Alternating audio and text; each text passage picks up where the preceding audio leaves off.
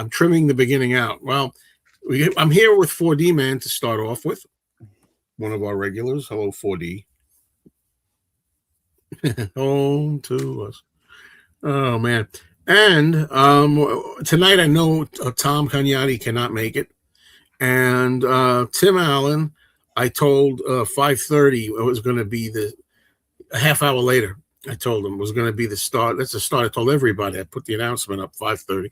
And the reason I did that was because my car was in the shop. I thought I wouldn't be able to get it back early enough to make it 5. But I did get back early, and then I changed the start time a half hour earlier. And apparently, Tim and a lot of the viewers did not get that notice.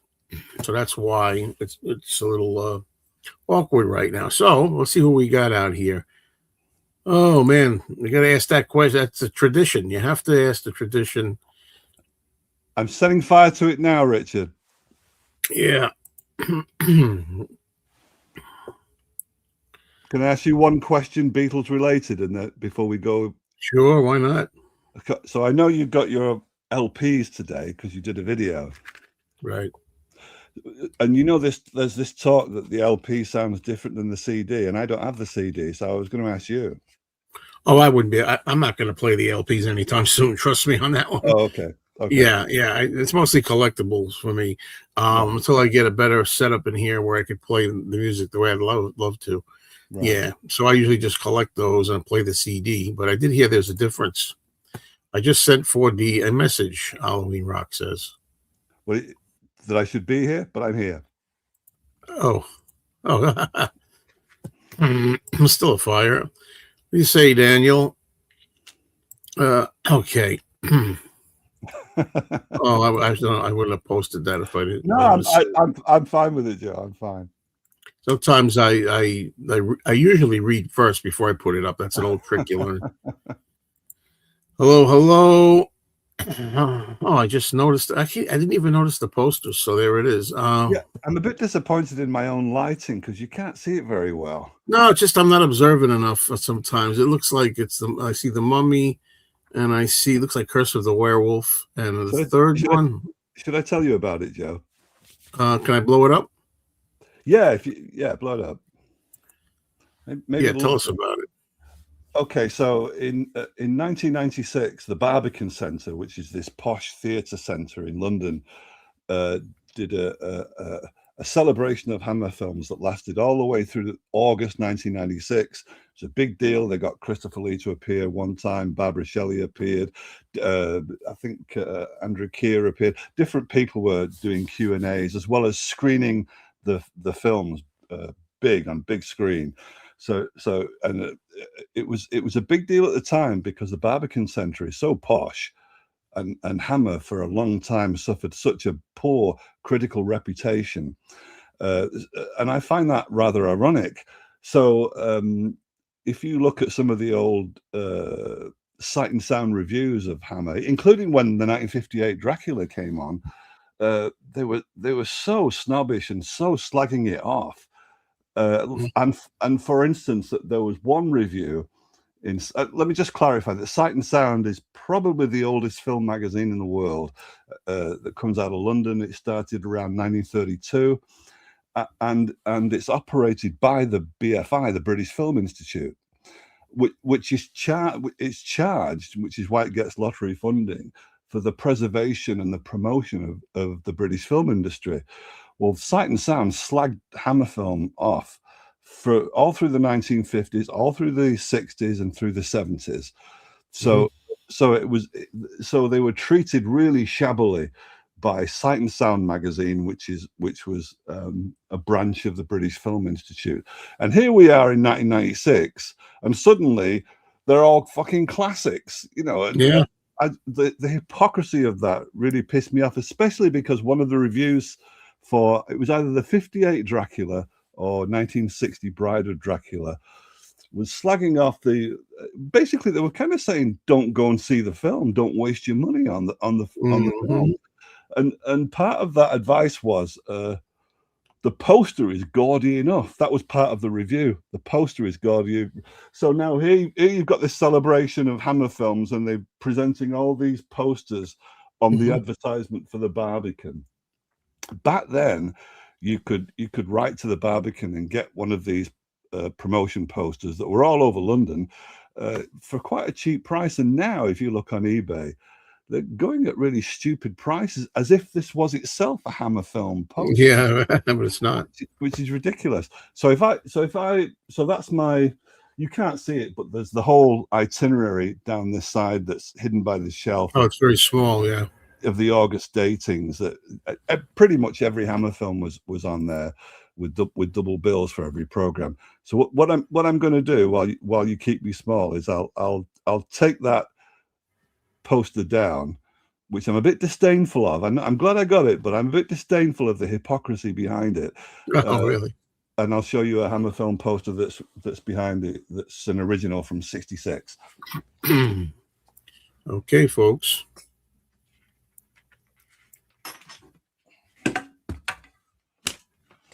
He's taking down the poster. The excitement killing me. Be careful. Be careful. Oh, yeah. When you said 66, I thought it could be either one of those, but I didn't think of a double bill. Yeah, and in the old days when I was first collecting in the 1970s, if there was a double bill, it was much cheaper to buy at all the film fairs.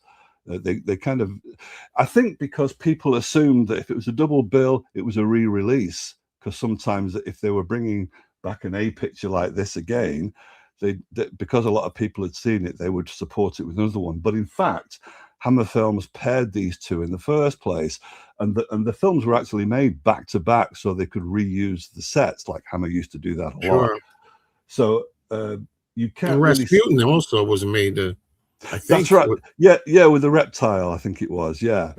So there were those four films that were made back to back in twin series, and I always forget. I always get the order mixed up between the four. And this film poster, believe it or not, cost me £15. And part of the reason why it was reduced, you can't see, but all the corners are clipped because it's in a frame. You can't see. So some clumsy cinema manager probably just put a Stanley knife when the picture had finished its run in '66 and just taken it out that way. So all the four corners are clipped, but you can't see it in the frame. Sure. Well, it's still beautiful. Yeah, that takes me right back there. It's so nostalgic. Hello, Penny Lane. Okay. Well, all this, again, Beatles related, doesn't really fit here, but you're up to 3 color variants right now, Joe. What do you mean up to? I guess you could say I'm up to and finished off at, because I knew, I'm not saying you, James, but there were 2 guys, I'll call them guys that are idiots. Did I say idiots? Who had to bring it up. And I made it clear in all my videos, what I think is outlandish is that there's like so many, like 15 of these. It's gone way beyond. That's what I'm upset about. I'm not getting them all. I'll get like 2 or 3. And that's what I've done. I've gotten 3. I think the marketing move that pushed everybody, even Beatley Tone, over the edge was that iTunes thing, with the extra track. Yeah, he was. Yeah, he called that out too. Yeah. Ridiculous. Yeah. Great magazine. Good. Great stuff. It's more like a book. Yeah. Yeah. Hello, James. Hey, Jackson Miller. Hello, Jeff. What one was that? I don't know if I've seen it actually. I don't know the documentary on Lee. I'm not sure either. Hello, Spring Healed. Hello, Archie. Archie. Can I start calling you Archie?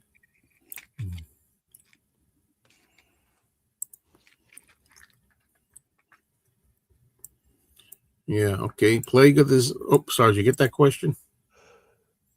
Burning Bridges. What is that? Doesn't ring any bells to me. Plague of the Zombies, very underrated. It's been ages since I've seen that. I might not have even had a good view of that ever. Good film. Now that I think of it, a good proper view instead of seeing clips.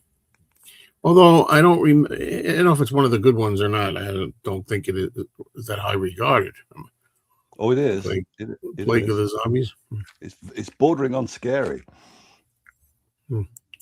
Just bordering. Yeah, just bordering. Devotion. Do you know this film? No, I don't know it. Hey, 4D, I went to a Comic-Con this past weekend and got a signed autograph of Adrian Barbeau, which I just mailed off in a big package for man's birthday. He must be a fan, right? Yeah, he's very generous. Hates Halloween Rocks. Good guy. What are you doing here? What are you doing here? You could have been up here the first 20 minutes if you know. He said he was busy. Let's put it that way. Oh, Clint's officially retired as well. About time. Whoa. Luckily, I made it here before I croaked. The Life and Death of Christopher Lee on Tubi.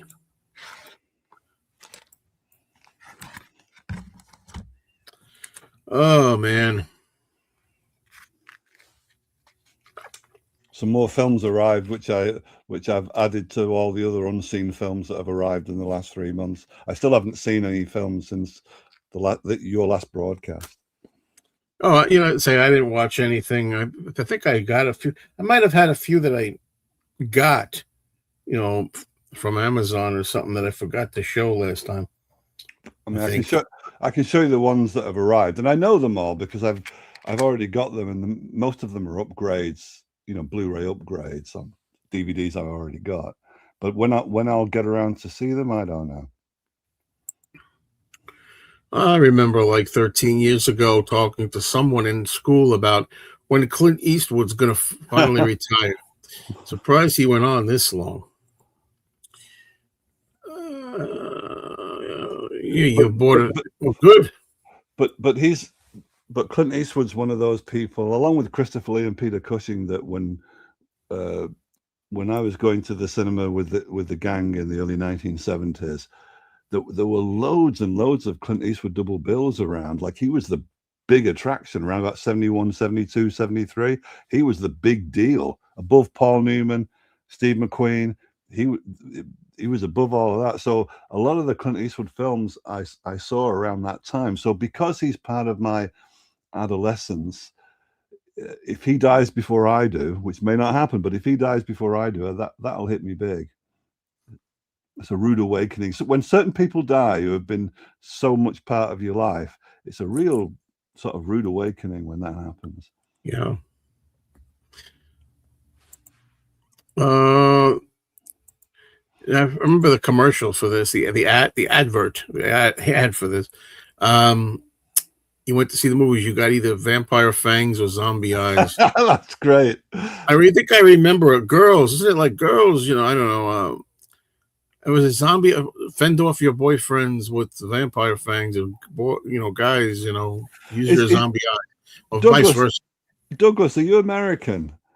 Because Americans always did more of a marketing that the UK, you wouldn't get much of that. So I'm guessing you must be American. I should know, but I've forgotten. I remember an ad for that with an American voice, I think. I still have never seen it. I've seen so many bits and pieces of those movies on television, but I never sat down to really watch them.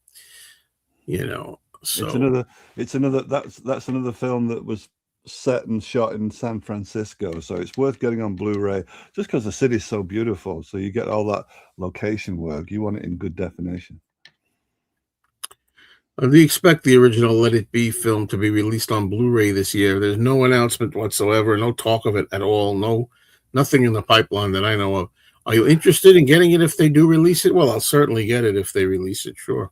I can tell you what, probably enough time has gone by now, but I had a lot of correspondence with, don't let me forget his name. I tell you, Joe, my memory's fucking going south. What happened? Michael Lindsay Hogg?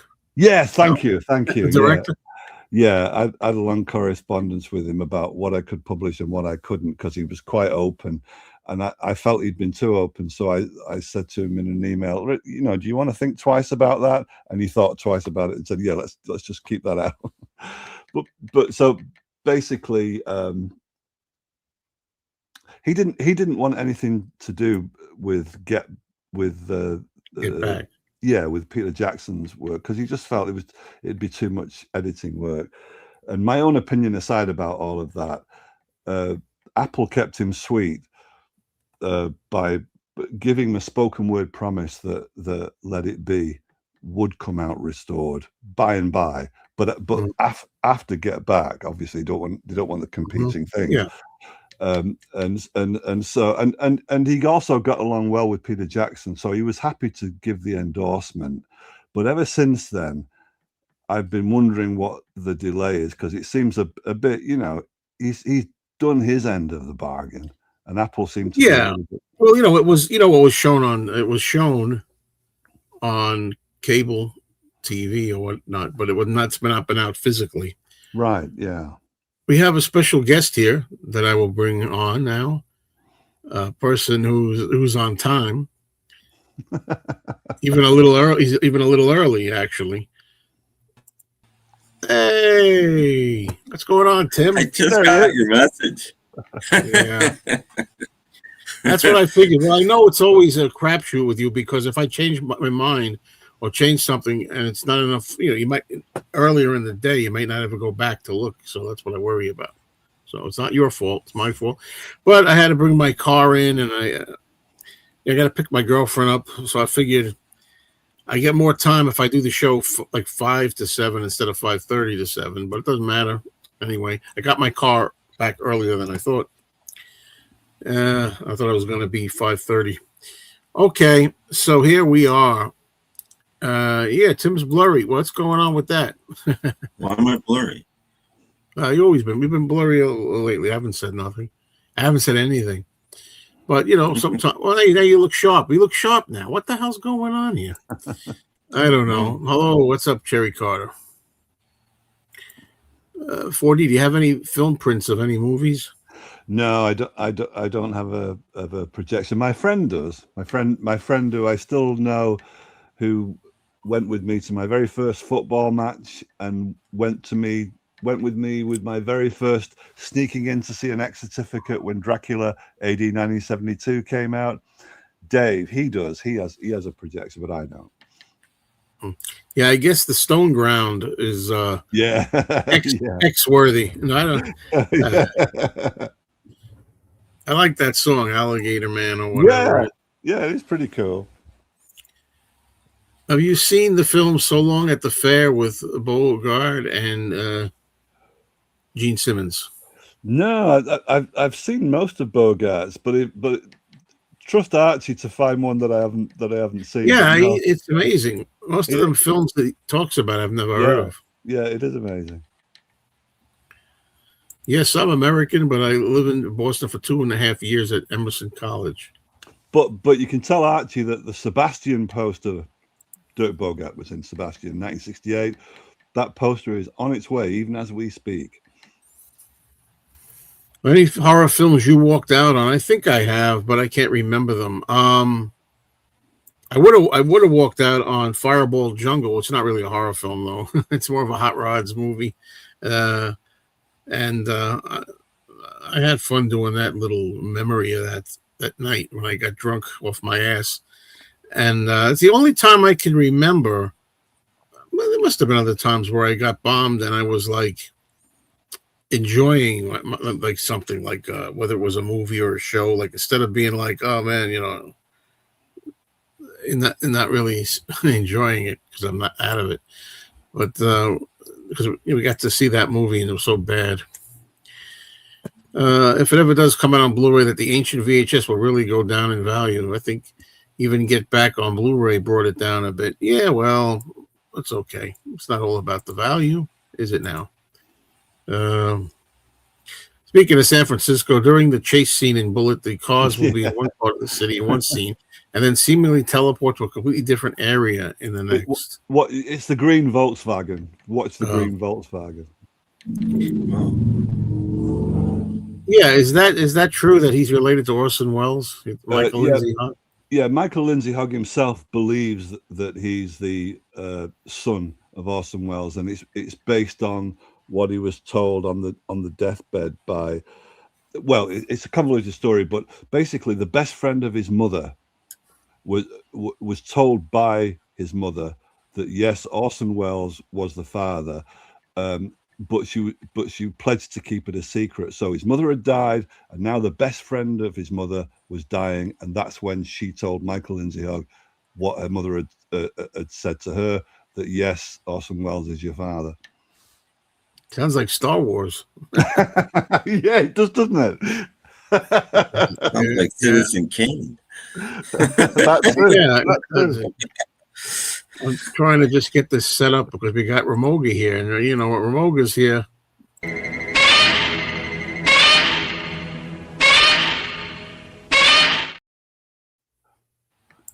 And he looks like him too. The young Michael Lindsay Hogg, who directed Let It Be, who you can see on screen in Get Back, he looks quite a lot like a young Orson Welles. Yeah. I watched Curse of the Jade Scorpion after your recommendation. Well, what did you think of it? Yeah, what do you think of it, DJT? Because It gets not my favorite. It gets a bad reputation by everybody. Even Bob Whitey doesn't like it, and Woody I doesn't like it. that it's set in the 40s. You know, Yeah. I like the setting. I just don't Right. think it starts out interestingly, but then I think if I recall it, I don't like where it goes after. The production values on it, you know, the Art Deco values on it are just sumptuous, just beautiful. What does your shirt say? Why do you care? Everybody wants to see what it says. It's a Billy Joel shirt, all right? Oh, Billy Joel. What's up, mellow fellow? Do you have any Nielsen Son of Dracula merchandise, 4D? No, but you know, I wish I did, because I know that LP, just the LP, you know, that opens out like bat wings. Yeah, that looks pretty cool, but I've never owned that. I'd just like to have that. I think just I have that. Well, I had a couple. And it has an iron on. It came with an iron on, a t-shirt iron on, which I still really. I think I have that as well. Yeah. Whoa. Yeah. Did I ever tell you the story when Clash of the Titans was out in a theater? And I remember there was this, it was a small street, really, in a small theater. It was playing there. And one day I was on my way to work. I was only like 19 at the time. And I was in a taxi cab. I think I actually took a cab that day for some reason. And anyway, as I'm going down this narrow, small street, there's the theater playing in big letters, Clash of the Titans. The only thing is some vandals had taken out the A and the N of Titans and moved the S over. It said in big letters, Clash of the Tits. So Carolyn Monroe should have been in that film, really, then. Yeah, there you go. Or Adrienne Barbeau. I haven't seen Calamity Jane. Tom was here like, yeah, I saw that. I know that. Yeah. No, I've seen it. It's it's a Western, but it's sort of a little bit of a family film Western, if you know what I mean. But I think that was probably one of the films responsible for making Doris Day a gay icon with lesbians. She's got this sort of everything. She's got this sort of masculine gusto about her in that buckskin suit. Really, and it's later in her career. That's like a later '60s film. So I don't think so. But you don't think so? It's an okay film. Okay, which films would you say that made Doris Day a gay icon then? If it's not that, a lot of people just think she's hideous for some reason. I had a professor in college that I'll say plain, not hideous. Used to play Doris Day films, and then go, she's hideous constantly. That was his favorite thing. Plain Jane. That's what I never thought so. Cool. I think that has a lot to do with it. There's something Judy Garland about her, you know. Oh, they say Judy Garland. They say Betty Davis. I'm so tired of it all, you know. Yeah. But all I got to say, if anybody that thinks Doris Day is hideous hasn't seen The Glass Bottom Boat. because there's an I can't outfit imagine that her she like wears being in really that like movie, and it's like, oh my god, and she's in her mid-30s, and you're like, you're kidding me. I'm sorry, I can't believe that she could ever look seductive or alluring like that. Just kind of plain girl next door kind of. I wouldn't say unattractive or ugly, but plain for me. Everybody's different. She was very high energy in films like Calamity Jane, and so it can come across like a masculinity, and I think that's what lesbian sort of latched onto. Nick Cage, are you telling me Nicolas Cage is playing Spider-Man in some show? Is that what you're saying? Come on, really, man? He plays Dracula. That was bad enough.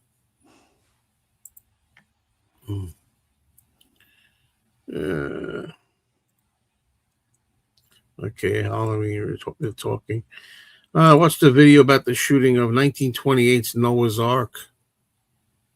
Looked terrific, and the flooding scenes killed about 3 extras and injured many others. They knew how to make a movie back then.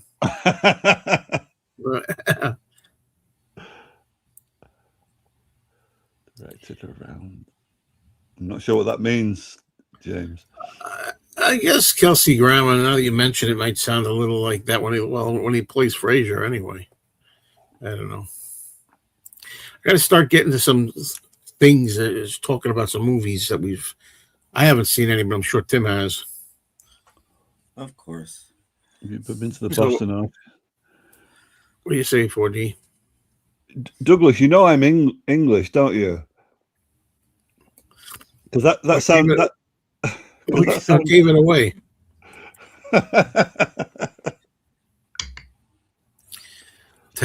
Woody was a tad old for the role. Tad old for a lot of roles, but no, I don't remember. Was he supposed to be an older reporter in that? Well, I think he had a really good chemistry with Helen Hunt, and I think those two were wonderful together in that film. Yeah, she told them off pretty good. Yeah, because they traded insults all the way through, and the point he was making, like sometimes that can mask a certain magnetic attraction that you're both fighting. When you peel that away, actually you really like each other. And that's what happened. Don't they get hypnotized or something? That's right. Yeah, hypnosis is a big deal in it. Yeah. I like their rapport too. Yeah. Yeah. All right. You walked out during a Herman's movie.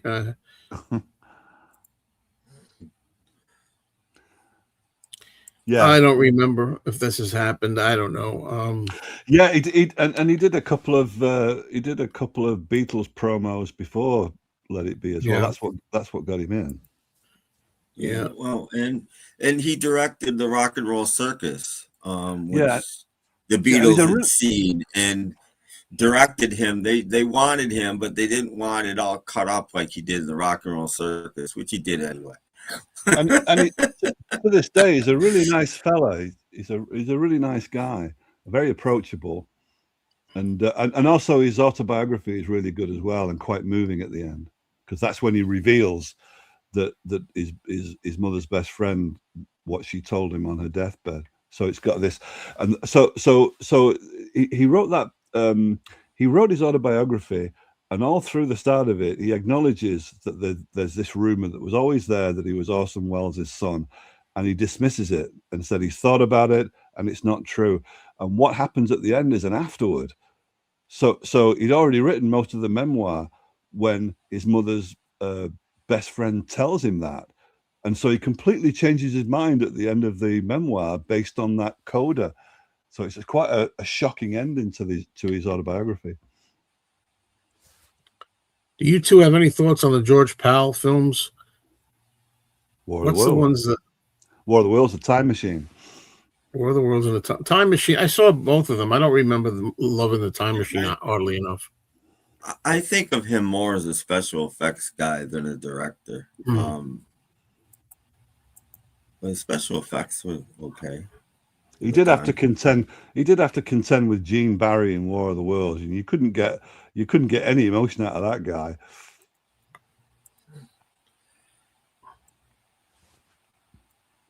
Yeah, Debbie Reynolds too. Yeah. I'm glad Anne Bancroft played this role.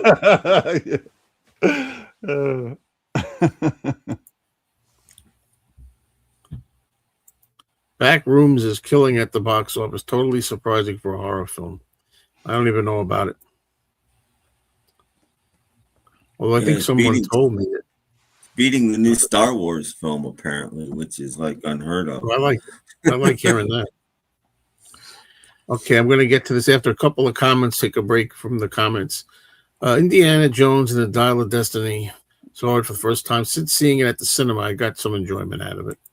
Okay, there's only one way. There's only one way to get Tom up on the screen. So, well, Tom's not here. My mom taught Betty Davis's daughter to play pool. It just happened she's never been able to play either. It just happened, and she's never been able to play either. I'm not sure what you're asking. My mom taught Betty Davis, it's Betty with an E, Davis's daughter to play pool. It just happened, and she's never been able to play either. Question. Let me see. Lost me. Could you put that into words which even Caesar could understand? I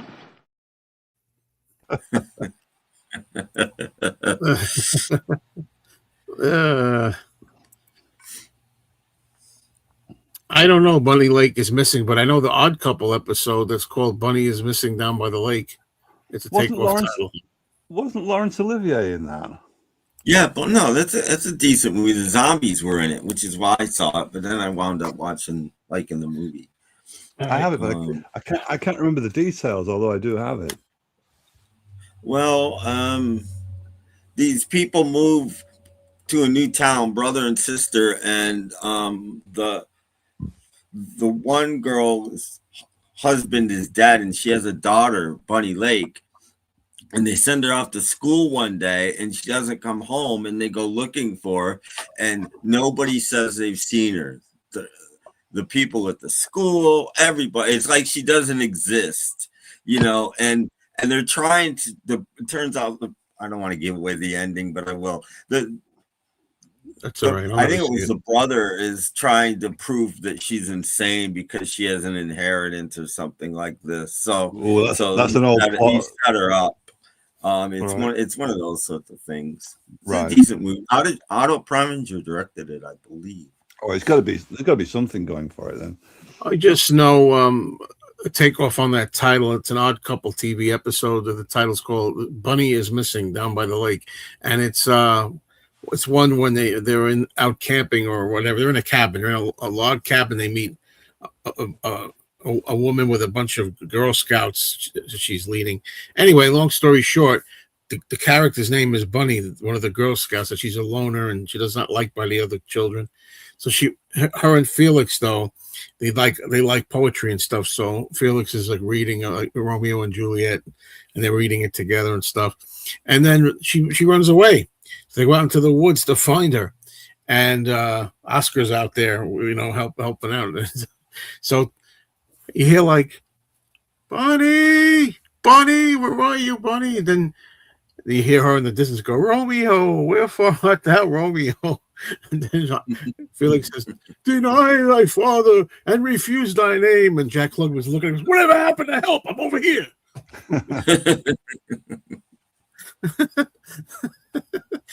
Yeah, funny shit, that Odd Couple show. Mel Brooks will be 100 years old on June 28th. Okay, wow. Good. I'll start the tribute with this then if I could find it. Wow. All right, let's show some things I picked up. I don't think I've shown these yet. To start with, this is Mel Brooks. So I got I don't know if I had the Blu-ray of Blazing Saddles. So now I do. These, some of these I had and forgot to show them in the past. The Haunted World of Edward D. Wood Jr. Yeah, good one. Good documentary. Yeah. Almost 2 hours. Yeah, it's a good one. This one I've never seen. Some of these Universal classic 30s and 40s sometimes horror movies that maybe some of them are loosely horror, but you never see them get an official release. Well, this one just has. Kino, my favorite genre. And it's Claude Rains in The Man Who Reclaimed His Head. Oh, I don't know that one. and it's got Joan Bennett and Lionel Atwill. Lionel Atwill was in so many things. Yeah. One of the few times, the only time I can think of where Charlton Heston did outright comedy. This is, I think I showed this last time now. Did I? The Private War of Major Benson? Yeah, I think you did. I think you did. I don't have that one, and I've never seen it. Yeah, I've seen it before, but a long time. Diner. That looks like a more newish type film, doesn't it? That 1982. Yeah, that's pretty new. It's new to me. I might even have this. The Car with James Brolin, about a killer car, possessed car. Is it stealing off Duel, maybe? I don't remember if I showed this batch, but I might have shown this one. James Cagney and Betty Davis, The Bride Came COD. And that looks like the era of Betty Davis that I like. Yeah. Like, especially that hair. I like that hairstyle. Yeah. Here's another one. It might be on demand. I'm not sure. Betty Davis again, A Stolen Life. Well, that's a good one. That must have played two roles, huh? That's the twins one. Yeah. Glenn Ford and Charlie. Oh no, Charlie Ruggles. Oh no, Walter Brennan. Because he's the funny man. He's always goofing off. And this one, isn't this the one that she won an award for, but they gave it to her, I think, as a consolation prize because she should have got one for Of Human Bondage. Okay. I think it was Dangerous. I'm sure I've seen it, but nothing's coming to mind. And the final one was All About Eve. She was marvelous in that. There you go. So that's my pickups. You have any pickups there, Tim? Yes, I do. My thrift store was having a sale. So I'll go quickly. Half off day. So I got I just remember when this came out, but I never saw it. Extremely Loud and Incredibly Close, starring Tom Hanks and who else? Sandra Bullock. That's your favorite. I remember when it came out. Yeah, the only person in the world that could recognize Sandra Bullock by her voice. No, I did. I recognized her. I know, but I mean, I would never know her voice. But it was, I mean, I knew that her mother lived across the street, basically, from where I worked, so I wasn't that surprised. But anyway, Absence of Malice with Paul Newman and Sally Field. Still sealed. I'm not big on Sally Field. I don't really like her, but Paul Newman was great in that film. I do. I just watched the clip where she was on. I forget what show, but she was gorgeous. I couldn't believe how gorgeous she still was at that point in her life.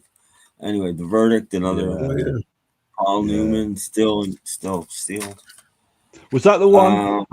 I get mixed up, Tim, but and I don't mind. I'm not really bothered about Oscars, but was that the one, The Verdict, where he did get an Oscar? Yeah, I think so. Right. The only reason I don't keep track of the Oscars, but I'm thinking he did, but I don't. Was it The Color of Money that he did with Scorsese? He got one. Oh, I hated that movie. God. One or the other, but the only reason I'm mentioning it because the Oscars are bullshit anyway. But the only reason I'm mentioning it is because the person who gave him the Oscar was Betty Davis, and what she said was, "At last." Yeah. Before he came up. Yeah, I think The Verdict was. I think. Yeah, it could have. I don't know.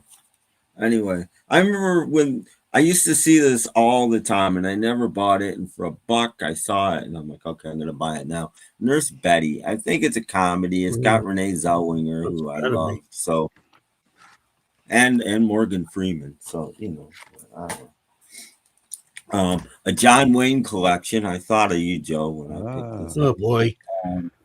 Three movies that I don't have any of them. It's got The Big Trail, North to Alaska, and The Undefeated in it. Still sealed for $1. And I couldn't leave this there for $1. The Don Knotts collection, 5 films.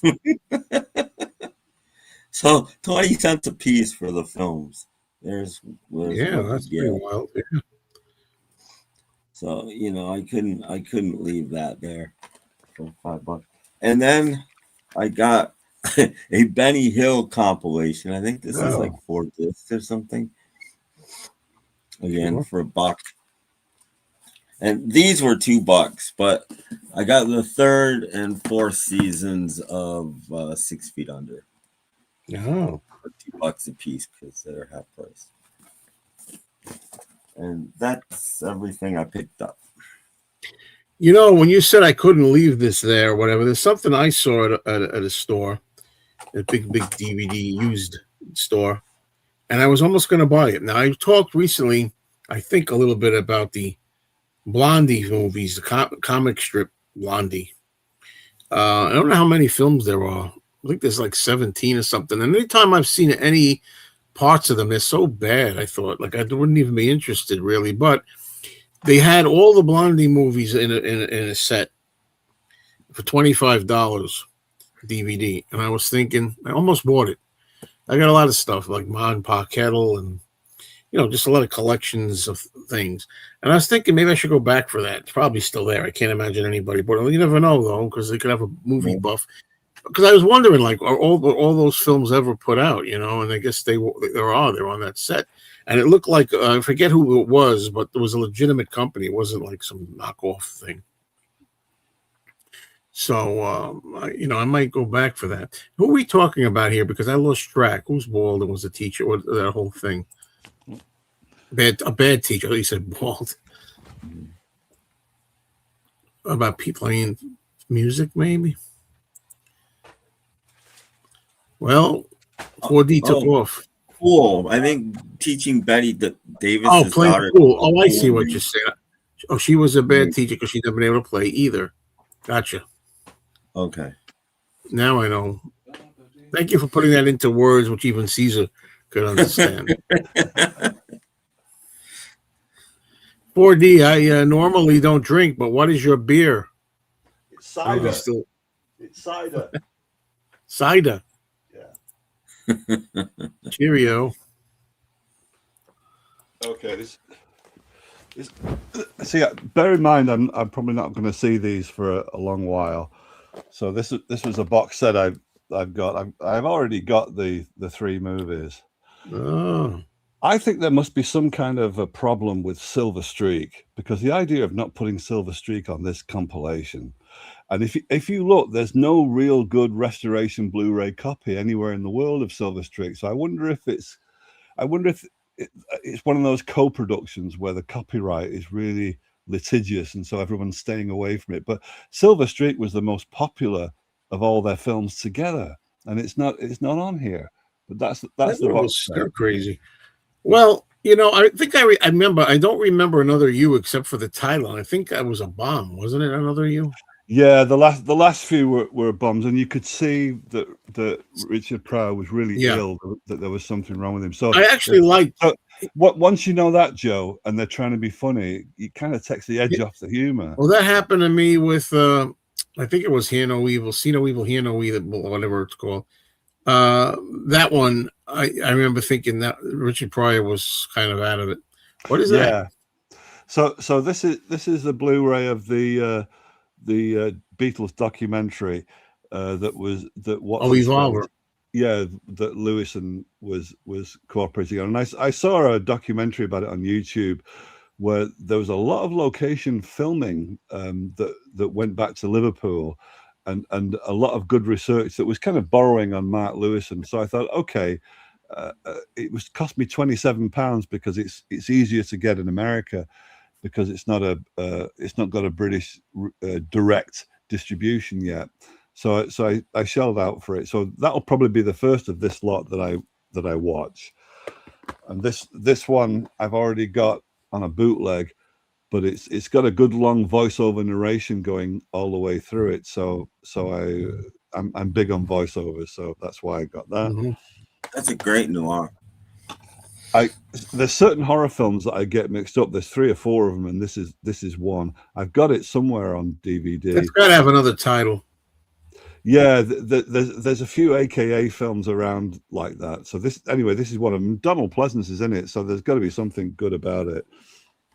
And this is the last one. I'm not even sure if I had this in the first place. Yeah, I saw that once. That's pretty classy. Okay, so there you go. That's what I bought to add to the things, to add to all the ones I bought that I still haven't seen. There's a question that came up here. Terrifier 1, 2, or 3. Which is your favorite? And I can answer that. How's this grab you? God, Terrifier 3, Christmas one. Look at that. Santa Art the Clown. Oh yeah, you never view Christmas seasons again after the same way after that. You get thrown out. I just happen to reach for the t-shirt. That, yeah, for Christmas, really. It's more for the holiday time. And Terrifier 4 is supposed to come out. Well, I mean, let me tell you something. I've said this before. I have seen every kind of freaking gory film, and gore, some of it, like Texas Chainsaw Massacre, it's not really that gory, but it's done well. And other times when it's just done for the sake of it. Those Terrifier movies are push the envelope. It's gore for the sake of gore. The first one especially is the worst. I mean, there's nothing, I prefer if there's something to go with it a little, but that's just like all the things they can do. I mean, I'll say that because it's fun. It's fun when Tim's here. He doesn't like that stuff. Well, if you're going to take a girl and hang her upside down and split her in half, down the center, it's not really a pretty sight, and that's for no damn reason. And then 2 is a little better, and I think 3 is better still, in my opinion. They got better, but I guess the budgets got bigger because they did really well. We've been enjoying the series Widow's Bay, like a black horror comedy. It's a new one on me. Yeah, no idea. Okay. Wait for Tim to catch that. All right. Oh, well, thanks. Hey, I got that DVD of Ed Wood. Nice find. Yeah.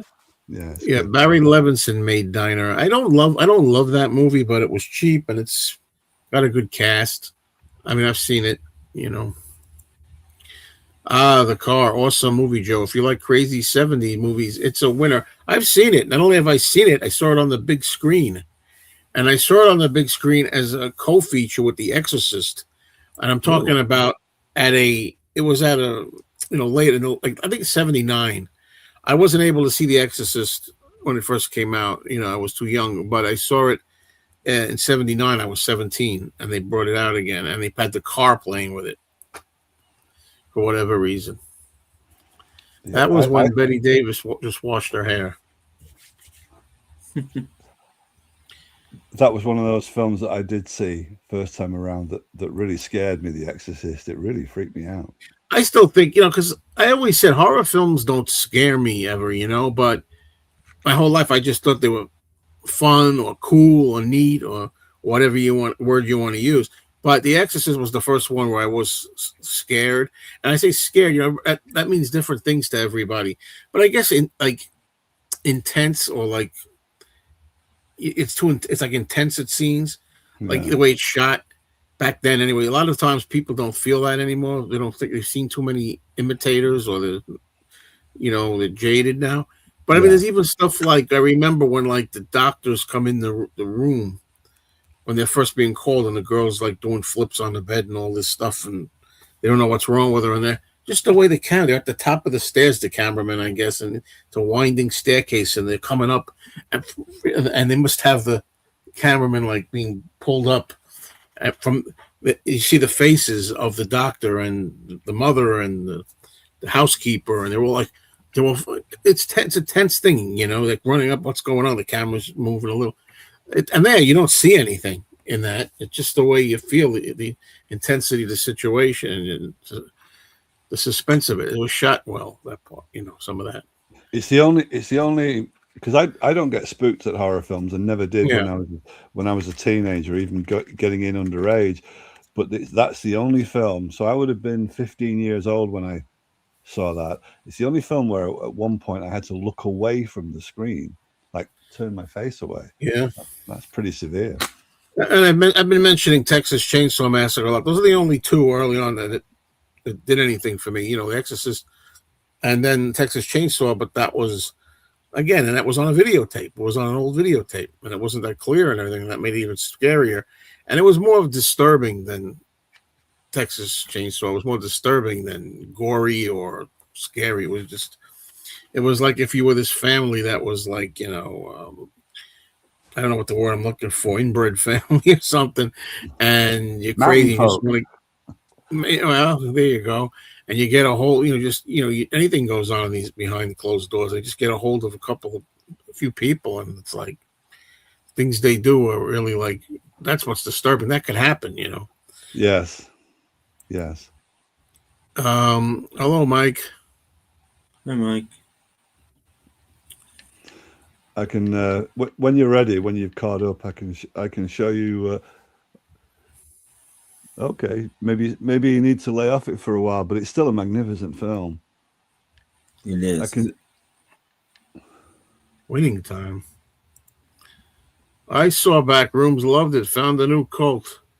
Oh well, if Mike liked it, I got to try to see that. Is that in the theaters now? I guess. Yes. Oh, I know what I'm talking about. Absolutely. Well, depends, which movie and everything. How about in Smokey and the Bandit? I mean, man. Oh, I was wrong. Newman did not get it for the verdict. Okay. Oh, it must have been Color of Money then, I guess. The Nanny, yeah. She doesn't have a Y and she doesn't have an I. I'm just doing that to bust everybody's chops. B-E-T-T-E.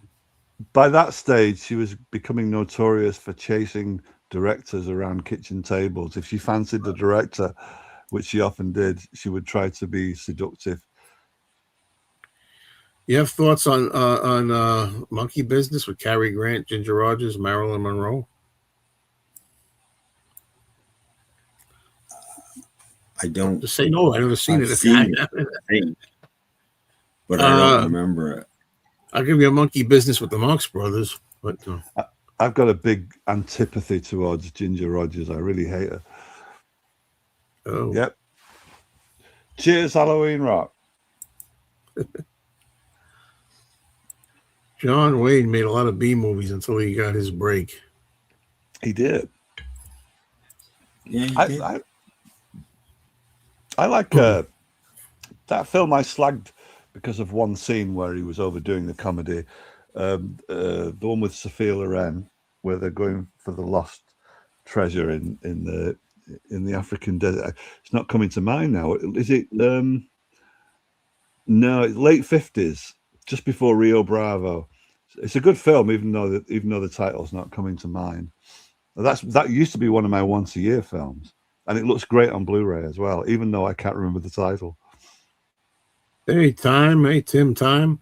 I got that Don Knotts collection. There you go. Benny Hill's great too.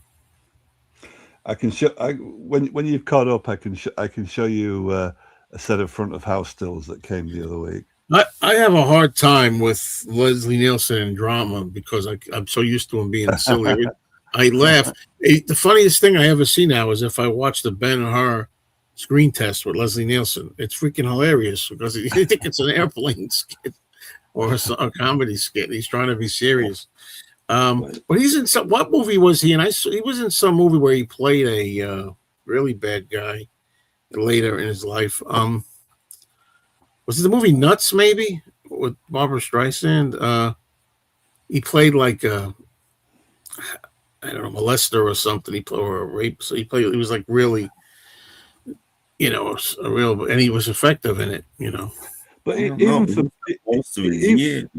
his career as a B film leading man, it wasn't until the airplane films that he. But in retrospect, yeah, I know. But I'm saying, I'm sorry. I'm saying when I go back, I have a hard time like watching him in anything, even Forbidden Planet or something. That's exactly what I was going to say. Yeah, his acting stands out there, but I now wonder, is that because of, you know, Police Squad and Naked Gun? If I hadn't seen any of those, would his acting be okay in Forbidden Planet? I can't separate out the two anymore. Yeah, this is an example where the replacement was better than the original Mr. Furley over Mr. Roper. Although I do like Mr. Roper too, was funny, I thought. Well, you lost Mrs. Roper, which was the problem, because I think she was the funny one of the two. So, okay, there you go. That settles that. Okay. And yeah, Penny Singleton of Blondie. I mean, I don't know. I mean, sometimes I like when there's a series with a lot of films in it. I still have all 48 Bowery Boys films, and you know, they're all pretty mediocre. You know, but that's why I don't watch them that often. But you know, Warner put them out at one point for different volumes. They put out, I think, 4 volumes, maybe. Yeah, and as long as like 50 hours. 50 hours. Yeah, they're short. or even enough time to rewatch the films I love before I die that I want to see again. Hi, David. Don't buy the Blondie set. Dagwood makes me nervous. That's the thing I don't understand. Like, you think Blondie is supposed to be the main character, but the few that I've looked at, it's Dagwood that's it's all about. So I don't understand that. It's like watching I Love Lucy, and it's all about Desi Arnaz more than, you know, Ricky Ricardo more than Lucy. Tim, have you seen a Southern Yankee with red? It's Skelton, not skeleton. It cracks me up. I'm sorry, Douglas. It's funny. No, I haven't. I haven't seen that.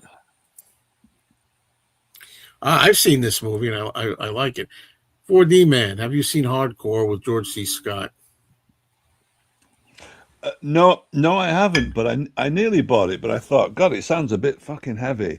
But if I'd have known that what you've just said about San Francisco, I would have bought it.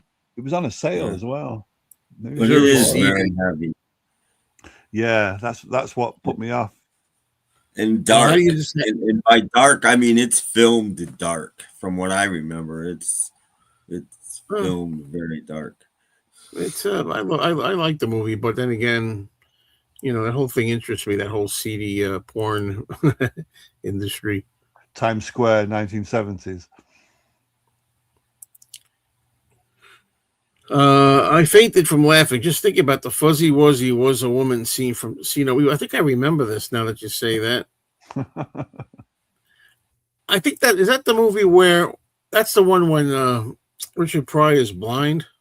Yeah, I think I think there was one where they're in something happens. I still remember from the movie theater. You know, when I saw it in the theater. That's a long time ago. If you remember something, it's pretty good. But we all have different senses of humor. But I remember there was a part where they were on a garbage barge or something. They wind up on a garbage barge. That rings a bell. And Gene Wilder's like, "We're stuck out here on a garbage barge," or something like that. And then Richard Pryor goes, "Is that what that is? I thought you let one go." That's why I didn't say nothing.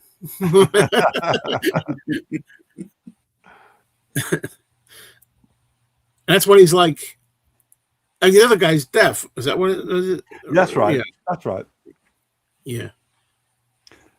I remember that he's going like this he's making, you know, Gene Wilder's going like this to Richard Pryor so because he can see him. Actually, you've just reminded me, Joe, in Planet of the Apes, you know, when Charlton Heston's on trial and you get the scene, you know, do you think that was crossing the line, or do you think it was okay?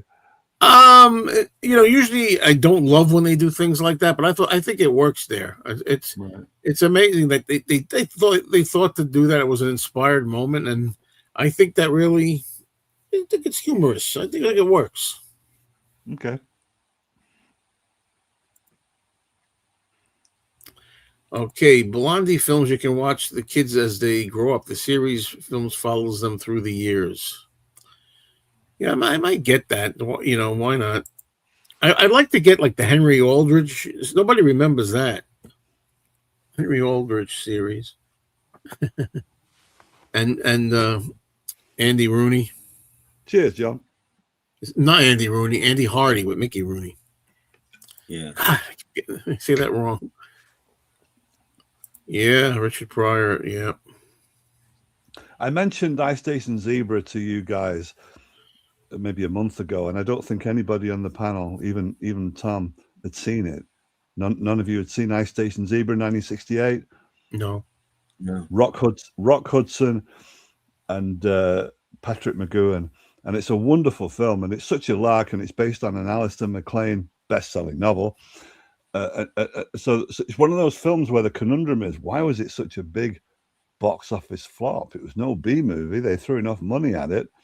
So there's different theories about why that film flopped, and one is that Rock Hudson in 1968, it was a different generation that were going to the movies by then, and Rock Hudson would be seen as a square by then, by 68, and he was the leading man. And his co-leading man was Patrick McGoohan, who was a big television star who had already turned down the part of James Bond twice. And it was wondered whether, because he was the highest paid television star in England, would it translate to the American box office that was so important? But you guys got Danger Man, the TV series, but you called it Secret Agent Man, so you must have known of Patrick McGoohan. So then it becomes a question of, okay, well, can a mainly TV star carry a feature film? So those were some of the questions around why did it not take off. But there's one other possible reason. So if I now show you the 8 front of house stills, I think I've got 9, but they're not the lobby cards. They're a bit smaller. They're 10 by 8s.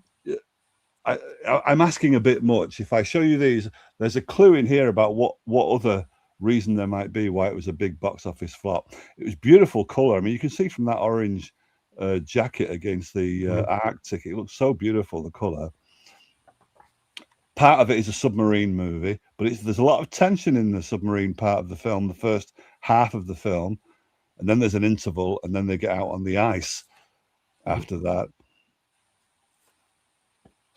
That's toward the end of the film. Ernest Borgnine is in it as well, and it's also a whodunit about who's the double agent in all this. Is it Patrick McGoohan? Is it Ernest Borgnine? Is it somebody else? Who's the saboteur?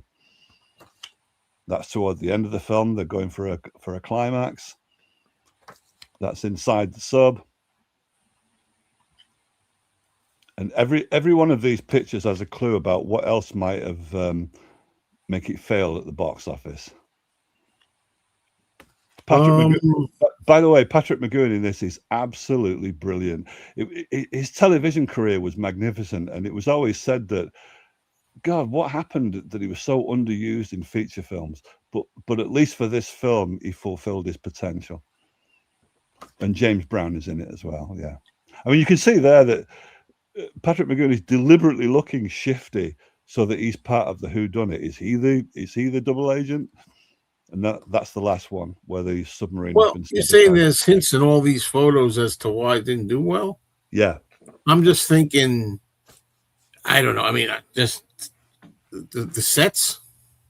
No, Joe. Although you could say, because a lot of it's set in a submarine, some people find those kind of claustrophobic scenes a bit boring.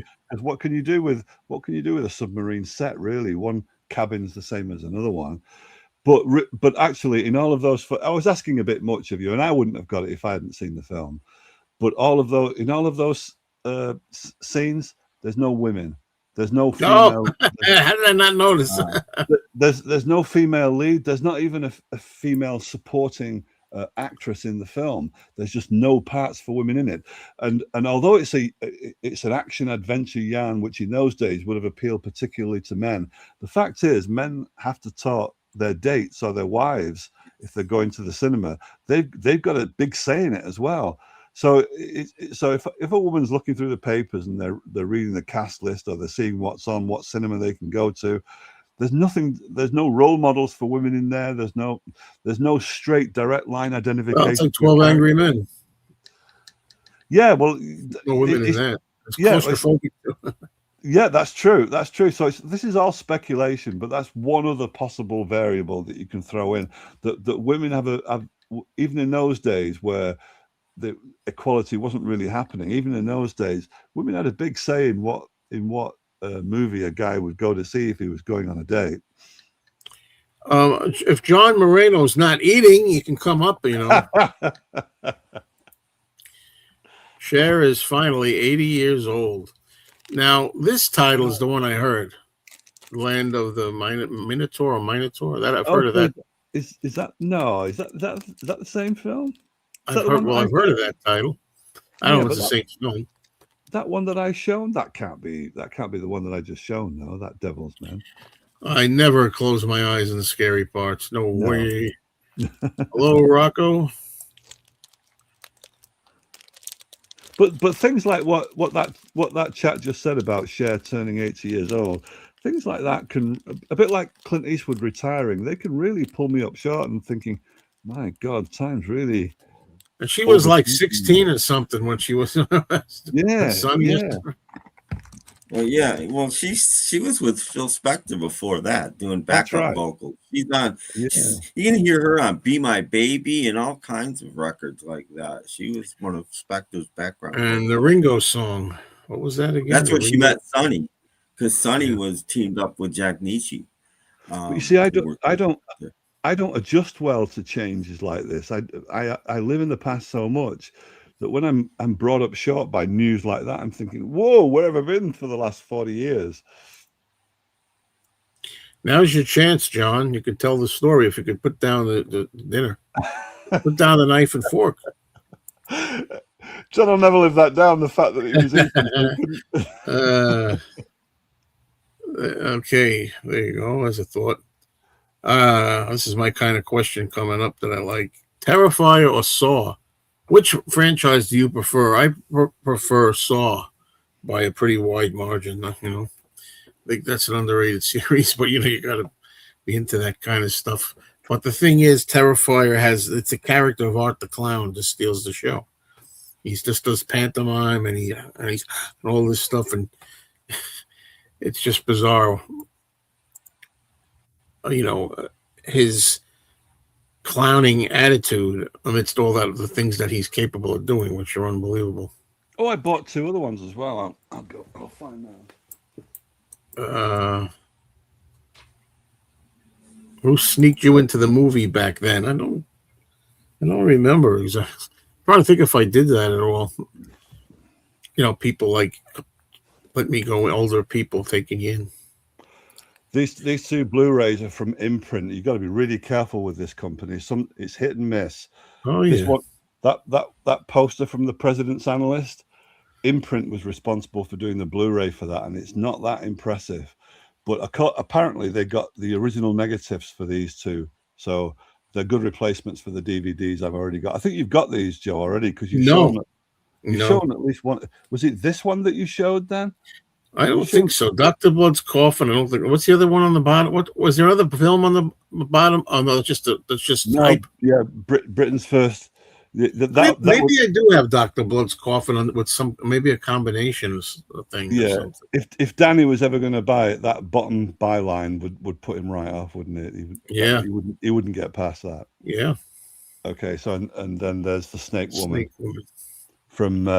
I think that's the one by Sidney J. Fury, who directed the Ipcrest File. He's a really interesting director. You see what I mean? Horror. Look at those titles. I mean, they're fun. Just the titles are fun. The Snake Woman and Dr. Blood's Coffin, man. Well, but there was a time in England where you couldn't get the Snake Woman anywhere. It was so rare to get. What are these subliminal messages? Come and see it again. If you hate Ginger Rogers, does that mean you don't like Fred? You mean Fred Rogers? No, I hate Ginger. I won't get too political, but I hate Ginger Rogers because of what she said at the House Un-American Activities Commission. And I also think Sid Charisse is a better dancer anyway, and sexier. And neither one of them, Fred Astaire. When you said Fred Astaire you're talking about, I'm thinking Fred Rogers, Mr. Rogers. No, Fred Astaire. Yeah, I'm thinking both of, dancing aside, I mean, I think they're so like, especially Fred Astaire, he's so like average looking, There you go. Hey, let's not. Well, I opened this up today to lure Tom on the screen. I thought, well, if he sees me open this, he'll come on with a beer himself. No, he's I can't. I don't know if he wants to. He's busy tonight. Let's put it that way. Okay, lucky Tom. Here's to Tom being busy tonight. Any thoughts on Monkey Business with the Monks? But I saw all of them at one point, but I don't really remember them all. Do you, Tim, or no? I get them mixed up. To me, they're very similar movies. You know, I get it mixed up, but I seem to remember a publicity photo of all the Marx Brothers in barrels, kegs. Yes. That are on a ship. I think. Yeah. I know it's not to be confused with Night at the Opera. But I think they were stowaways and they were in barrels. A Night at the Opera is one of my favorites, and is Duck Soup. Those are probably my two favorites. Yeah. Just marvelous. Just marvelous. Graffiti of Cary Grant. Tim, how many movies did you see, Tim, since the last show? Cool. Because we're gonna be showing 5 or so. 5. Yep. Yeah, even the Poseidon Adventure, when I watched that, I kind of laugh now a little bit unintentionally when I see Leslie Nielsen. Oh, God. I remember seeing Hot Shots and liking it, you know, for comedy in the movie theater. Is that the Charlie Sheen one? Is Hot Shots with Charlie Sheen, or am I thinking of another one? No, I think you're right. Charlie Sheen, I think.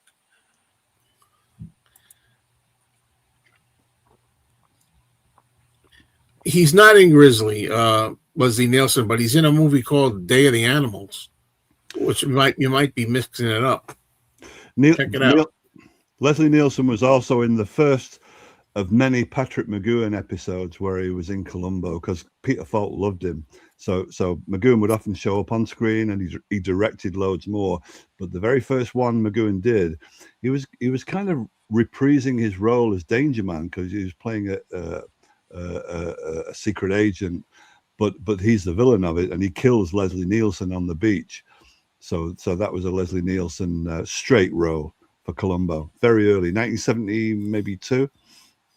I was thinking too when I said before Leslie Nielsen. Did anybody check that out? See if it's the movie Nuts with Richard Dreyfuss and Barbara Streisand. If Leslie Nielsen's in that, he plays an abusive, older man, and against character. And I also would say on that note, Rodney Dangerfield was effective. I think it was in Natural Born Killers. Rodney Dangerfield also played like somebody's dad or something that was like, a monster. And he really, really worked, But the reason I put this here is because I forgot to say, if you want to know what I think of them, on this channel, I have all 3 reviewed. The best way to find them fastest is to go into my playlist and look under modern, like horror films from 90s and 2000s is a list.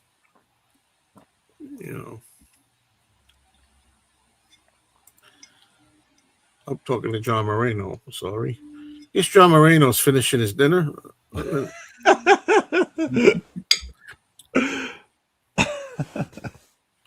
I'm glad you like that. Okay, now what's this? The Bowery Boys Complete Classic Comedy Feature Film Series Collection. All 48 movies on 16 discs at Walmart online. Make sure it's Warner, because Warner owns them. It must be Warner. But that's still a lot of money, though. $168 is a lot to me. Yeah, I don't know how much I spent originally for them. We weren't that much, I don't think. I know they weren't, but they put them out 1 volume at a time, and each one has, I think, 12 films on it.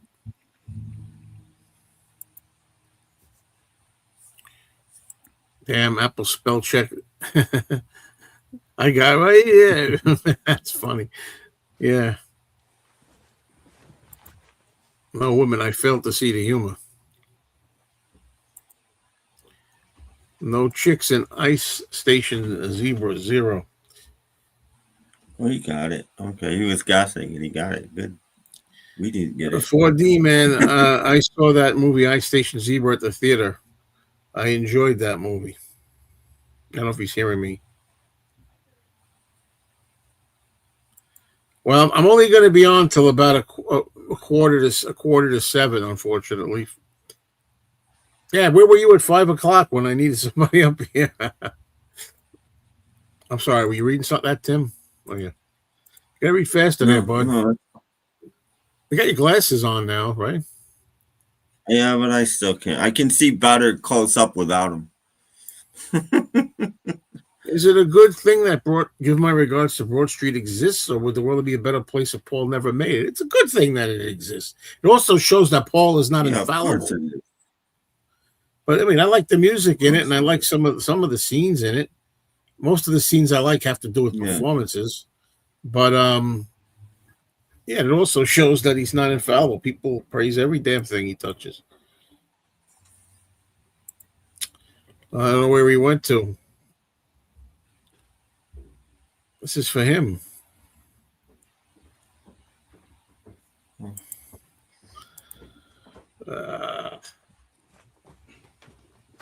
Okay. Listen, you stop drinking if you gotta pee. Do you know there are certain indignities that happen when you grow old, and that's one of them. Like you can't, your bladder starts to go. My eyes are going west. And they confirmed this. You know, we were asking about this, and it's the same film. Wow. Okay. All right. And is Sleuth any good? I've still never seen it. Oh, the Michael Caine, Christopher, what's it version? Are we talking about Christopher Reeve? Or am I? What do I think of Donald? What do I think of Sutherland? I'm thinking of Clute, maybe. I don't know. Modern Times, custom Criterion sleeve. Yeah, you need a by the sleeve. Land of the whatever features music by Brian Eno. I don't think we're talking. Well, okay. I don't think that would be the same film then, because that's way older. How much do each of you spend on physical media each year? I never think of it. I have never thought of it. Couple $100, not a lot these days. It used to be. There were a few times where I went to a multiplex and saw more than one film in a day, but not very often. The reason why multiplexes, which I hate, were very useful to me at the end of 1972 is because when me and about 4 other guys went to see Dracula AD 1972, we were 13 years old, and it was an X certificate. And unfortunately, unlike the very local cinema, whose cinema manager was very lax, the one at Unit 4, so-called because it was a multiplex of 4 cinemas, the lady was very nice at the kiosk, but she said, I'm sorry, you can't, it's an X certificate. So we obviously our platform shoes and trying to look older than we were didn't work. And she said she felt so for it, so she was obviously so sorry for us, which made it even more humiliating for these adolescents that were trying to be blokes. So she said, why don't you go in to see Unit 2, The Life and Times of Judge Roy Bean, Paul Newman. That's a good film. It's a Western. And even without communicating, all 5 of us had the same thought. So we said to her that was a good idea, and we were going to take her up on it. We got our ticket, and we went in to see The Life and Times of Judge Roy Bean. And I apologize to Paul Newman because he's one of my favorites. But as soon as the lights went down and the usherette split, we went right down the aisles, right down the corridor, right into Unit 4, open the doors, we went into the dark. And bear in mind, there are 5 of us, and we're trooping down the aisle. And the idea is to sit inconspicuously in the front row because we don't want to disturb anybody and be thrown out for sneaking in the first place. And the film had already started. And the beginning of Dracula AD. I was going to just say, I hope you didn't miss the opening scene. Yes, we saw the prologue, which is a fight with Peter Cushing and Christopher Lee on the top of a stagecoach, which crashes, and before you know it, Christopher Lee's impaled by a cartwheel spoke in his heart, and Peter Cushing's pushing it down. That was happening as we went through the doors and down the aisle, and unfortunately, because that looks like an ending to a film to me. Yeah. So that's what we all thought as we were walking down the aisle, and unfortunately, one of the lads who's the only guy at that age whose voice had broke, and he was also the tallest. He must have been 6 foot then. And he said, well, we're trying to be inconspicuous walking down the aisle. Fucking hell, we've missed it now. And, people were turning around towards us being... So obviously, of course, when we sat down, and we weren't thrown out. And then the main titles came up. Then we realized that it was a prologue, and then we had the most marvelous time for the next hour and a half. Just wonderful. I still love that. It's so when people criticize that film now for all kinds of justifiable reasons, but I can't separate out my critical. I could critically support why it's a good film, but I can't separate that out from my emotional attachment because of that primal experience. Oh yeah, I can understand that for sure. Yeah. I mean, we have a surprise guest here that I didn't expect. Hold on a minute, surprise guest. Just give me the thumbs up if you're cool with. Okay, but I was going to say, because I love that opening sequence of Dracula AD 72. That is so good. Yeah, and then to me it's a dull movie. But being confined to that church is ridiculous. Yes, I agree that was bad. But I also, as I say every week, Joe, you're a compartmentalized guy, and if you're going to start a film in the 1800s, I'm thinking Joe's thinking, why don't you stay in the 1800s where you stay? No, that's what's great about it. No. The beginning, for those who don't know, it's in the 1800s, right? Yeah, it's a movie that they bring Dracula into the modern world, 1972, Dracula today, Yeah, and it starts out with the original Van Helsing fighting a typical, I like that too, like just another fight, another encounter, another Van Helsing and Dracula, war, and they wind up atop of a runaway carriage, and they're fighting on top of this runaway carriage, and it looks like Dracula's getting the best maybe of Peter Cushing, and then all of a sudden the coach crashes, overturns, and Dracula winds up with a wagon wheel in his chest, and he's getting staked by the wood, and Peter Cushing jams the wheel into him. And then they go to the mountain, and then they have the airplane. It was like the prologue, right? The airplane comes modern day. It says what a great jump cut that is. Dracula AD. And the music, although it gets a bad rap, the music was composed by Mike Vickers, who had been the lead guitarist in Manfred Mann. I want to bring on again before I bring our guest up, because we got to get Tim's movies on, and we only got 20 minutes or so. But did you ever see like the making of? They have a little sequence of them making the movie. Yes. And is it Alan Gibson is the director? Yes. And by this time, of course, Christopher Lee was like, he already was before this. He's like, I'm not making any more of these. And there's a scene, probably know it, but I'm saying it for the audience, where they're filming that sequence with the wagon wheel on his chest, and he's holding the director's holding the wagon wheel, and you don't hear sound, like he's going like he's imitating what Lee has to do, so he puts it on his chest. And he's like he's screaming like that, and Christopher Lee's like, he goes like. Yeah. He rolls his eyes. Oh, yeah, this is ridiculous. Even as the film is being made, he's disowning it, and he's in it. And then they have those great shots of him with all the gorgeous women. Dracula surrounded, studio publicity shot of all these gorgeous 70s women. He's just sitting there, and they're all around him like sex starlets and stuff. Well, listen, there's another studio bringing you up. There's another publicity shot which was for a tabloid newspaper where all the women are nude, and he's in the center of it all. That was actually shot. You can see those. Wow.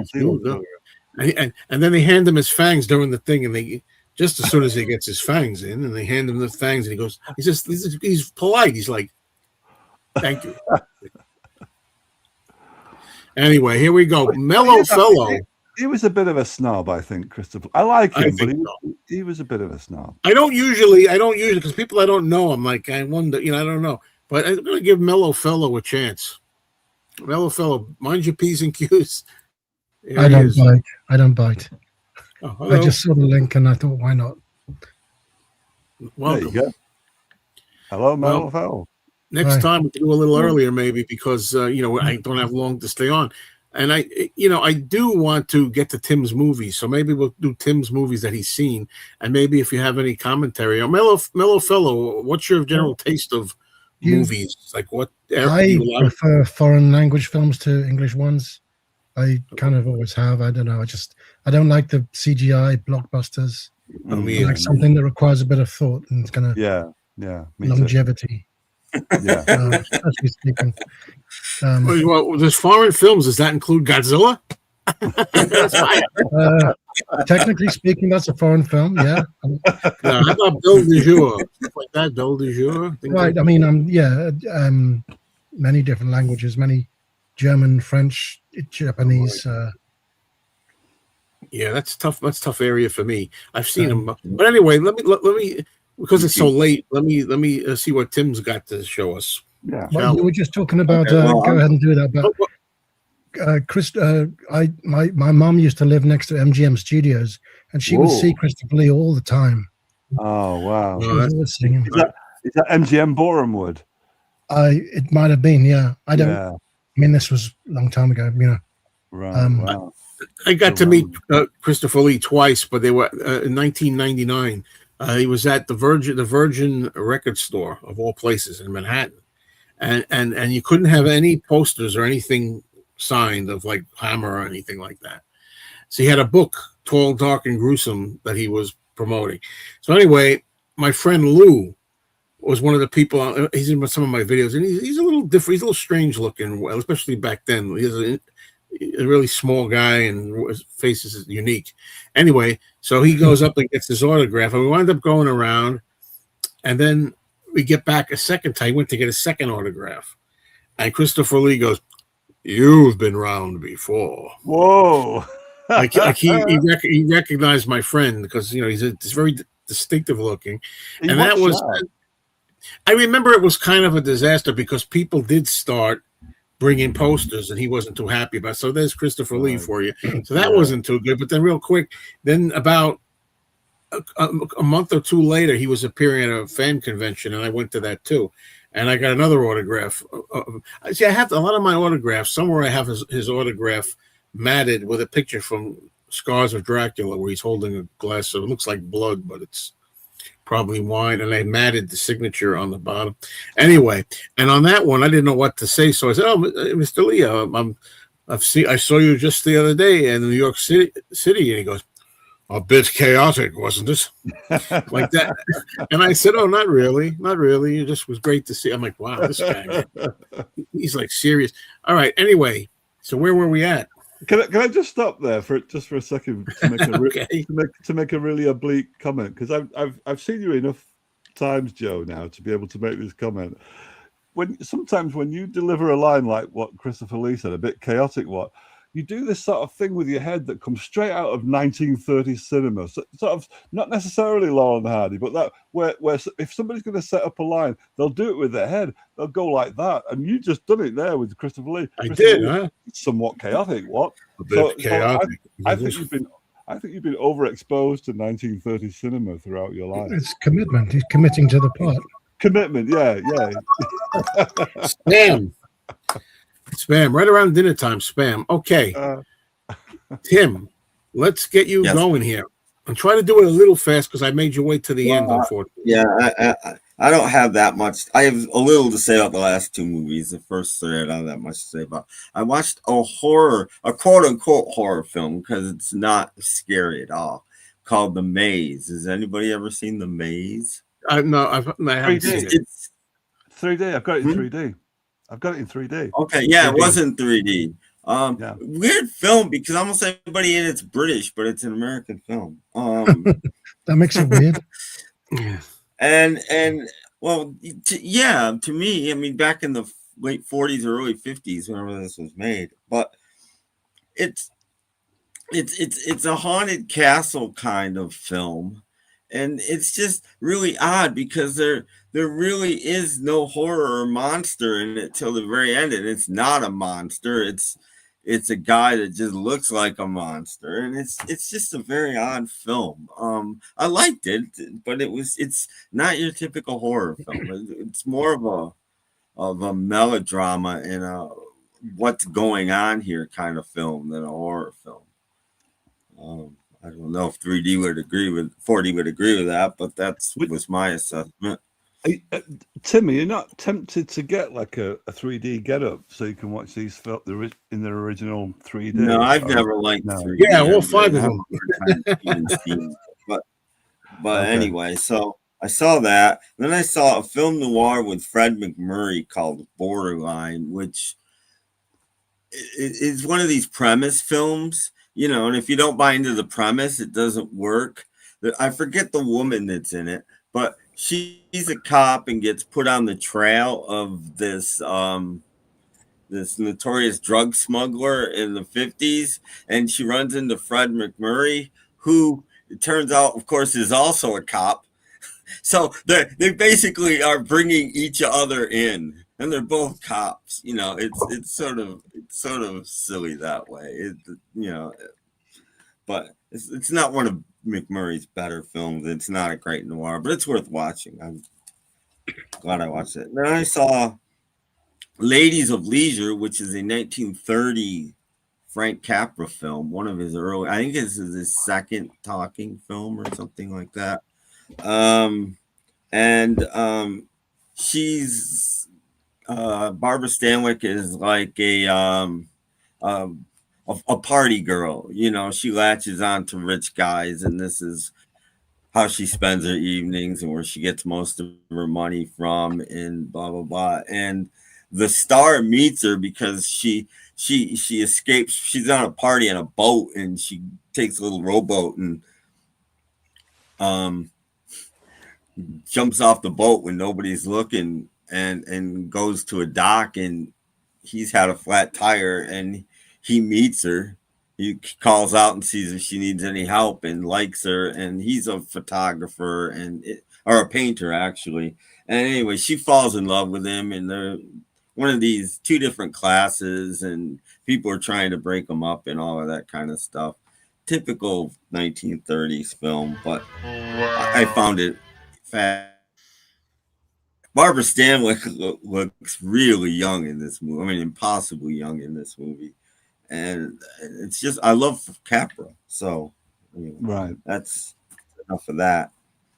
Now, this film, the next two films are independent films, and they're both very odd, but I like them both. Anybody ever seen or heard of The Beaver? I've heard of Beaver. I've heard of it, yeah. No, it's not a Beaver. It stars Mel Gibson and Jodie Foster. Jodie Foster directed this. Mm-hmm. And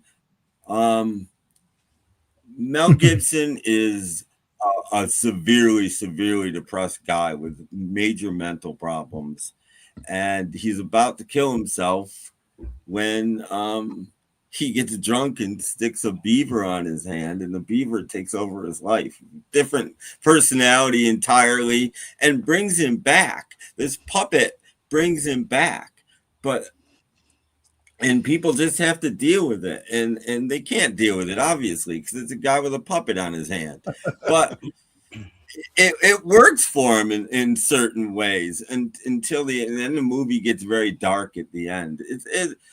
Mel Gibson's performance is actually pretty amazing. He's a guy with a puppet on his hand, and he's still. It's amazing that he can pull this off. And Jodie Foster's good, and Anton Yelchin, I think is how you pronounce his name. He was killed in a horrible accident a few years after this is made, which is terrible because it was a Jeep recall thing, and he got his recall notice in the mail 6 days after he died. It killed him. His Jeep killed him. But anyway, and he played Scotty in Star Trek. If you might recognize him from that and the new Star Treks. But anyway, interesting movie, and I really, really liked it. And I think in the trailers at the beginning of the movie was this, and I looked it up on IMDb, and this had like a 7.7, which is pretty good. Me and Earl and the Dying Girl. Anybody ever heard of this? Never heard of it. With Ryan Gosling. It's a teen quote-unquote comedy about this awkward kid whose goal in life is to be invisible because he's not very good looking. He doesn't have a great personality. So he tries to get along with all the cliques in school and just stay low and just stay invisible. And then his mother finds out that this girl that he barely knows has been diagnosed with leukemia and makes him befriend her. to try to, because she's that kind of mother. And then they do wind up liking each other. And him and Earl, who's this guy, make film parodies of like classic, like mostly foreign art films. Like they do, like Pooping Tom is one of the films that they do. This is what they do, and it's just a very interesting film. And this turns really dark. And a very good film, highly recommended. I think it deserves a 7.7. Yeah, but your idea of dark might not be mine. I don't know if you saw the comment I left when you mentioned dark. I'm not. No, you got to listen for other comments. I'm sorry. Hold on a minute. When you mentioned you bought Nurse Betty, I said something in the chat, but I don't know if you saw it. There's a graphic scalping scene. I did. So just comes out of left field. It doesn't really. It seems out of place to me anyway. A graphic scalping scene. Well, that might be a bit too much for me. Yeah, it's not. It's not like kind of movie. Yeah. It's just. Hello, John. Well, I might be able to say a word or two, but I don't know how much time we're going to have. Okay. No problem. But you can tell us your story, Richard Pryor, too, I hope. Oh, okay. But he's not finished yet. He's not finished yet. Is Tim done? No, I'm done. I'm done. That was the last. Oh, you were done. I'm sorry. Okay, John, welcome. Yeah. Thank you. So you want to hear my my story, my Richard Pryor story? Yeah. I would love to, personally, yeah. Okay, so long story short. Has to be. It has to be. Back in the 70s, my father worked at a factory called Kern Foods, and he came home one day and he goes, they're filming a movie at the company, at the factory. They made jams and jellies, canned jams and jellies and stuff like that. So he goes, they're filming a movie at work. He goes, the real famous black guy. I said, well, who, Dad? He goes, I don't know who he is. My dad's Mexican, So I'm wondering, who is this? Who's he talking about? Sidney Poitier. Yeah, who knows? So he said, so I think they filmed it there. My dad, with the film camera, they used my dad to operate a forklift. They would put a camera on a platform. My dad was lifting the cameraman up and down on a forklift on a platform. So he got to kind of like work with the movie company. So anyway, find out it was Richard Pryor. They're filming Which Way Is Up. Which Way Is Up? I was going to guess that. Yeah, when you said about the location. So anyway, Richard Pryor asked my dad, he goes, what kind of beer do you like? My dad goes, Michelob. The following day, my dad, Richard Pryor had a case of Michelob for my dad, okay? And he got a picture with him too. So my dad showed me the picture of him with Richard Pryor. My niece got that picture. I wish I would have beat her to it, but she's giving me a copy and I don't have it with me at the moment. So that happened in the 70s. Okay. Cool. Now let's fast forward to the 80s, late 80s, maybe early 90s. I can't remember exactly. My first ex-wife, my sister-in-law at the time, my ex-wife, she goes, hey, you want to make some, I was already working full-time at the post office. She goes, you want to make some extra money with part-time work? And I said, yeah, sure. I said, what is it? Well, she goes, well, it's like handyman work, something you can do. I said, okay. So she goes, it is, my ex-sister-in-law was working as an assistant secretary for Richard Pryor's wife. So she goes, just go to this address, tell me you're there for the work. So it was in Encino, and it was Richard Pryor's home. His ex-wife was running the show. He was sick at the time. And so I would show up and do little oddball things like hang pictures up, change light bulbs, help him clean out the garage and stuff. So when I would arrive, you go to the intercom at the gate, they let you in. Then I would park and walk into the house, and I would stand at the hallway, and I would see Richard Pryor in his wheelchair. He was sick at the time. Yeah. And I don't want to be disrespectful, but I would just say, hello, Mr. Pryor, and the poor guy was sick. He'd go, hello, in his weak voice. Yeah. I wished I would have gone over there and talked to them, but I didn't want to do that out of respect. Right. Yeah. But it was pretty awesome to be there in the house. I was there. I visited, worked there about less than 10 times, closer to maybe to 5 times that I showed up to do work. And she was cleaning out the garage and selling a lot of his art collection. And there was a box of photographs and glossies in this box. And she wanted all that thrown out. And I said, can I keep these? I flipped through the pictures. She goes, yeah, you can have them. And I'm glad I did, because I got a bunch of glossies of Richard Pryor. And those are also in storage right now. But I want to show you something. I do have it's hard to see with the reflection. See the autograph there? Oh, yeah. I see it. I think that is from Which Way Is Up. Right. Okay. Yeah, it might be. Yeah, so I have not authenticated the autograph, but I'm pretty sure that's his because it came from his estate. Yeah. Okay, so I actually have about 2 or 3 more of these very same pictures. Mm-hmm. Okay, it's a cool picture. I framed it, got it in the living room.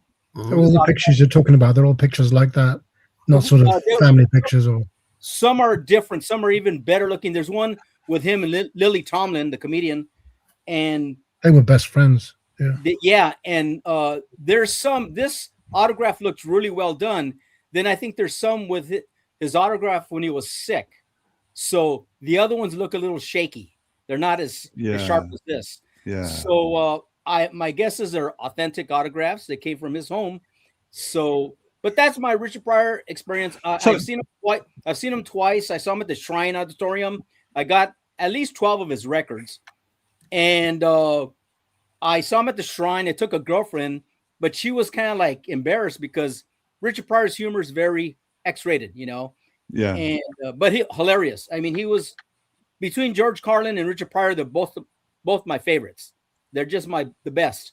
So, and then I saw him at the Comedy Store when in the 80s, and it was just awesome to see him in concert, to be able to see him in person in his home, and he's just, I've always loved him. He's just such a great guy. I think he had a lot of heart and honesty in his humor.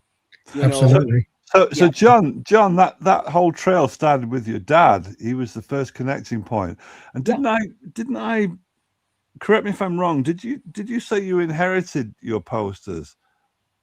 Yes. So your dad was the main film fan of the house then, that you inherited it all from? Okay, the story behind that is that you better hurry up. I'm behind schedule. Okay. So, supposed to leave already. my cousin worked at a theater in the 70s, and he collected all those posters and lobby cards, and he kept them, and then he just gave them to my dad.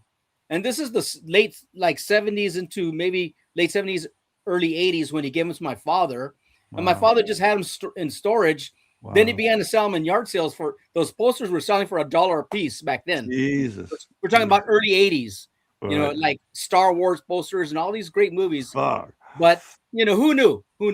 Right. Right. And that's the connection there. But cool. I'm the movie fan, more of a movie fan. And I'm a Richard Pryor fan for sure, Right. And so, it was just awesome to see him in concert, to actually go to his home and see him there. And to get these items for free. So there you have it, guys. This is very unpleasant for me. This is exactly what I want the show to be. You should start taking us to your dinner table, Joe. You keep reneging. Let's not dinner tonight. I gotta pick her up. I gotta pick her up from work. Sometimes she's home and we eat dinner around 7:15. Other times I gotta pick her up at 7:15. And then we come home and eat at 8. So that's why I do these shows at like 5. I'm talking about Eastern time. My time, 5 p.m. instead of doing it later. I mean, if I was to really do this, so we could get more people and more time, I probably would have to do it about 9 p.m. my time, but that wouldn't be good in England. Well, listen, Joe, I think you should do it at the time that you want to. And if it's speaking for myself, I'll readjust to whatever time you say. So don't worry about that. Yeah. But, and Mellow Fellow, and you're joining us from? I'm in the UK too. That's what I was going to guess that, but I didn't want to say, because these days, just because I have a UK voice. You think I'm in the UK? I guess it's an Irish lilt. No, somebody said in the chat, I remind them of Donald Pleasence. It's not the first time I've heard that. Somebody actually asked me. I did his monologue from Halloween. He had the darkest eyes, the devil's eyes. All right. Oh, by the way, go ahead. That movie Halloween, the original, that was filmed walking distance from my house. Whoa! It's just when I saw it at the show, I said, I recognize those streets. After the movie, I said, oh, that's South Pasadena. So I drove around. I said, oh, okay. They doubling for Chicago, I think. Right? Pardon? Wasn't it doubling for Chicago? Or am I wrong about that? I don't know. It's Illinois, Haddonfield, Illinois. Plus, any film with Donald Pleasence in it is worth watching. You watch Charlton Heston in Will Penny, and Donald Pleasence steals. No, I'm sorry. I despise a tooth for a tooth. I despise Donald Pleasence in that movie. I'm sorry. Oh, this is a terrible time to get into it. We got to continue this next time. All right. I have no problem. I'm always defending people that are what people always call, quote, do you think he was over the top? Oh, okay. And to me, I always say, to me, it's only bad when it looks obvious. It looks deliberate to put on and obvious. And I remember about that movie thinking, like, calm down, guy. In that one. But we have to discuss this further. This is bad. Okay. This is what I want the show to be. I have got to go. All right. I'm going to be late. I'm sorry, Mellow. I was going to say Mellow Yellow, you see. I was sorry, Mellow Fellow. Well, sorry, John. If you're late, you can blame it on a drunk. Joe, just text her. You're going to be about 10 minutes late. And you know what else gets me about this? She's supposed to be done at 7:15, but because of the type of job she has, I'll get there sometimes 7:05, 7:10. It takes about 15 minutes to get there, which is why I don't want to leave. And then she'll be until 7:30, 7:45, 8 o'clock sometimes, depending on she has customers in this place. And sometimes she can't get away. And I'm like, I'm sitting in the parking lot for 45 minutes sometime or half an hour. Plus the toll booth on top of that as well. You got to pay the toll. You don't know if she's going to be on time. Anyway, I'm sorry, guys. Join again, please. Welcome again. If you see any movies, if there's any movies you've seen during the past few days, talk about this next time. Yeah, talk about it next time. I know that movie well. Forthcoming attractions. So anyway, guys, I'm sorry to have to cut it off, but join us again. Thank you. Thank you. Thanks, fellas. See you soon. See you soon.